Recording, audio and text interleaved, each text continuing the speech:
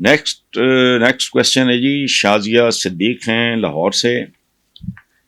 وہ کہتی ہیں جی کہ آپ اکثر نظام کو تیزاب سے غسل دینے کی بات کرتے ہیں، لیکن کیا یہ ایک حقیقت نہیں کہ حقیقی انقلابی تبدیلی لانے کے لیے پاکستان کو ایک بار پھر قربانی دینا پڑے گی، اور اس میں جان و مال ہر قسم کی قربانی شامل ہوگی؟ بیٹا آپ بالکل ٹھیک کہہ رہے ہو، لیکن آپ وہی بات کہہ رہے ہو جو میں کہہ رہا ہوں. آپ نے میرا حوالہ دیا ہے کہ میں کہتا ہوں کہ اس نظام کو تیزاب سے غسل، اس کا وہی مطلب ہے جو آپ نے کہا. یعنی یہ معاشرہ، ہماری اشرافیہ جسے میں بدماشیہ کہتا ہوں، ان کو بدماشیہ کہنا بالکل جائز ہے، چونکہ ہر وہ آدمی بدماش ہے جس کا معاش بد ہو، جو حرام کھاتا ہو وہ بدماش، بد معاش، برا معاش. وہ گندم بیچ کے کھائے،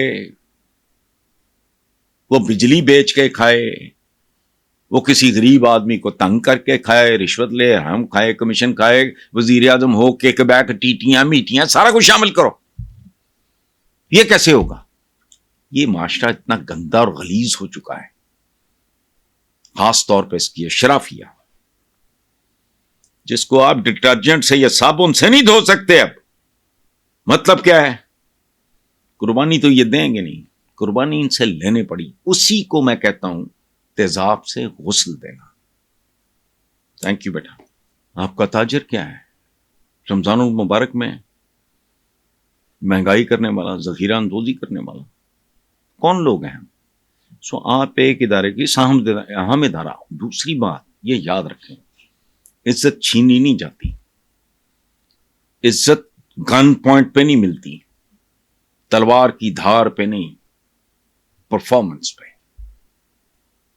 ادروائز مولوی ذلیل و خوار ہو جاتا ہے، حالانکہ اس کا کام کتنا اچھا ہے، لیکن اگر وہ غلیظ حرکت کرتا ہے وہ ذلیل ہوتا ہے. مدرسے میں، مسجد میں، جہاں بھی اگر کوئی ذلیل و خوار ہوتا ہے. استاد، مہذب ملکوں میں استاد بطور مجرم بھی عدالت میں جائے تو جج کھڑا ہو جاتا ہے کہ یار اس کے جرم کا فیصلہ تو بعد میں ہونا ہے تو استاد. ہمارے اساتذہ، ہمارے امتحانی مراکز بکتے ہیں، یہ وہ عام ہمارا وہ جو بندہ 24 کروڑ لیٹر دودھ اس ملک میں ہر روز، آبادی 25-26 کروڑ، 24 کروڑ لیٹر دودھ کیمیکل سے تیار ہوتا ہے. یہ میں نہیں کہہ رہا، یو این ڈی پی کی رپورٹ ہے، پاکستان نے چیلنج نہیں کی. 1.5 سال ہو گیا اس بات کو.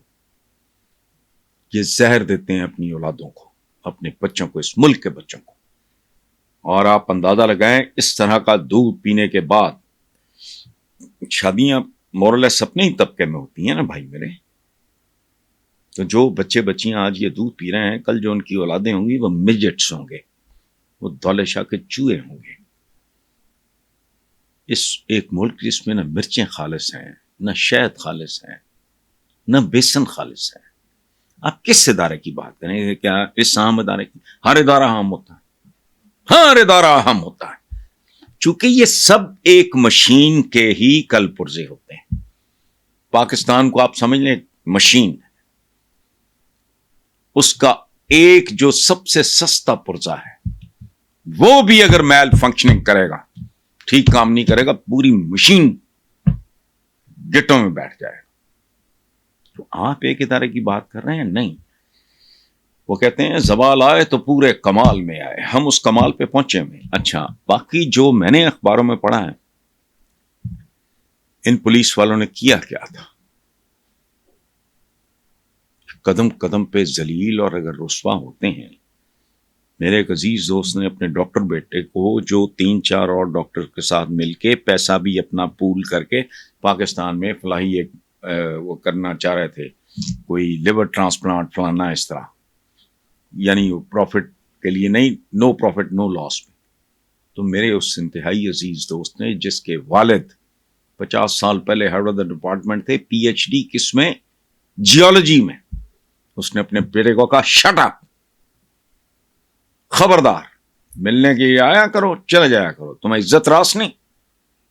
بات کیا کی بیٹے کو کہ تم اپنے ہی نہیں اپنے دوستوں کو بھی دشمن ہو. اس ملک میں اگر کوئی 2 टके کا पुलिसिया तुम्हारा गिरेबान पकड़ लिए, तुम्हें गाली दे दे, तुम्हें पता है तुम कुछ भी नहीं कर सकोगे, तो एक इदारे का रोना नहीं। और इन्होंने हरकत क्या की थी जिसके नतीजे में ख्वाजा सरा भी मरने मारने पे तुल गए। So every action has an equal and N opposite reaction. आप एक बॉल को दीवार पे मारोगे, उतनी ताकत से वापस आएगा, खत्म।